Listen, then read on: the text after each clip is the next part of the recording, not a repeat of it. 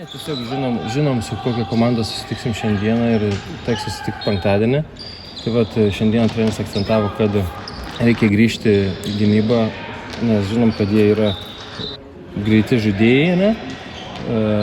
Ruošiamės varžybom kaip galėjom. Didžiausia problema pridarė tai, kad nespėjom grįžti greitom atakom, kai mums pradėjo pulti, ne? Kad nespėjom grįžti į gynybą. Tiesiog buvo daug greitų atakų. Skiriasi, aišku, taip pat pastebėjom, kad šiuose leido savo jaunesnius žaidėjus, galbūt kurie yra mažiau patirties, bet tai neįtakoja varžybų rezultato, nes kaip patys matot, yra didelis skirtumas. Tai taip pat ir mūsų treneris ten išleido jaunesnių žaidėjų, kad po biškutį galėtų įgauti praktiką varžybose. Tikimės gražių rungtynių, tiesiog galbūt rezultatas nebus toks, mes tikimės, kad nebus toks, nes vis tiek šiandieną po šitų varžybų bandysime gal pasianalizuoti rytoj, kur klydom, ką darėm blogai.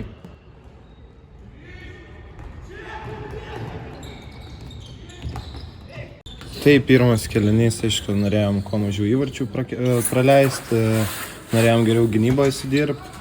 Reiškia, visą laiką užpult, jeigu gerai gynyba dirbo, tai reiškia gerai ir puolimas visą laiką dirbs. O antram galas, aš manyčiau, pirmas buvo toks silpnesnis, antras buvo, kad susitvarkėm kažkaip ir gynybą, ir vartai biškį daugiau atmušė ir buvo dėl to toks galas biškį ir didelis rezultatas.